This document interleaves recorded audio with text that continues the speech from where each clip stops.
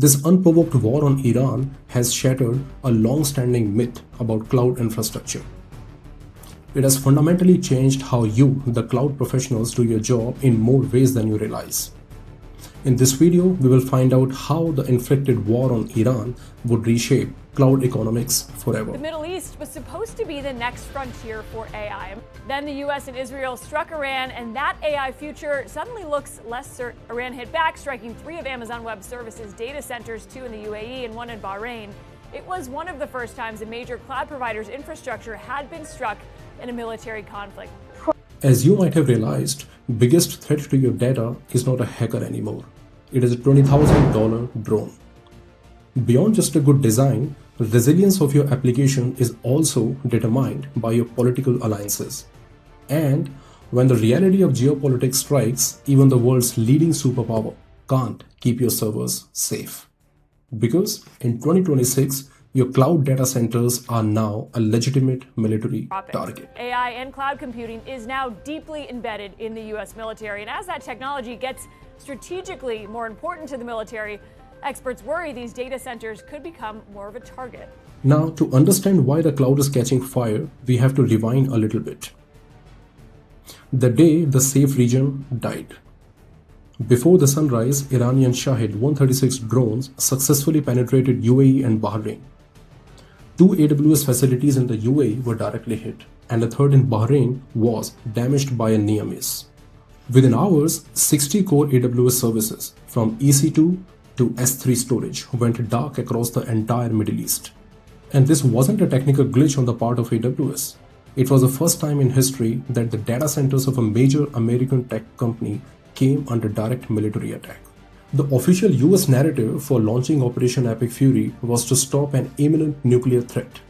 But the evidence gap is massive, so let's not get into that.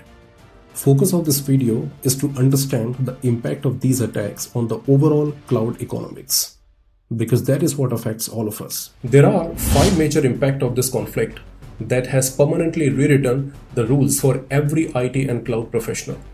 Remain here as number 4 and 5 are the most crucial ones. First, let's look at the sheer asymmetry of the damages. A standard 50 megawatt hyperscale data center costs between 800 million and 1.1 billion to build. But on March 1st, we saw how a 20,000 drone could neutralize that entire investment in seconds.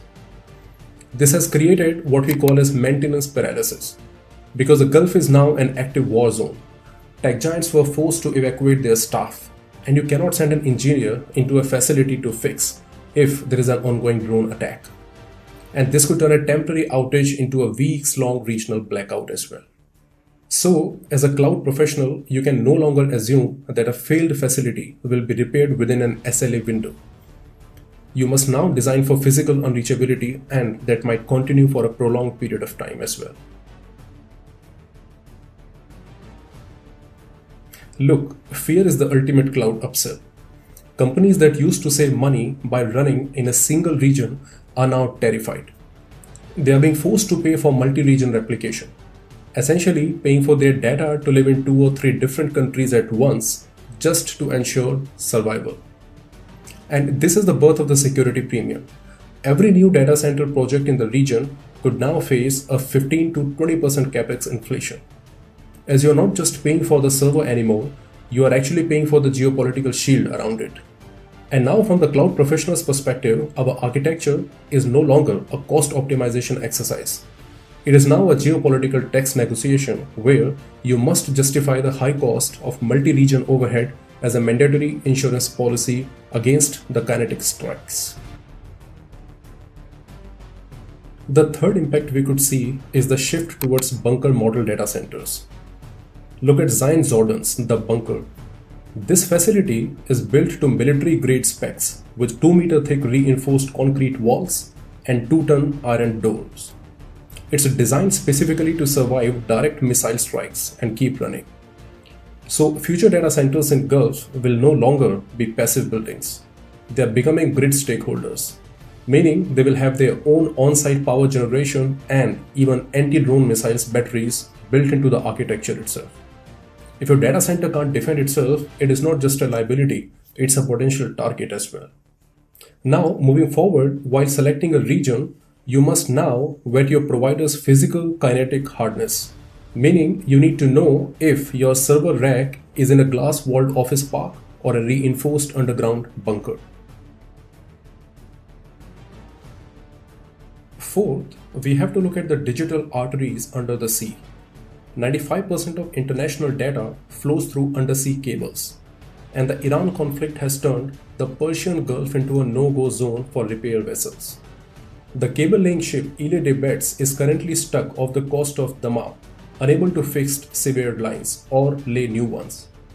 And here we are seeing the map of the internet being redrawn in real time, moving away from vulnerable water and onto high-cost, geopolitically complex land routes.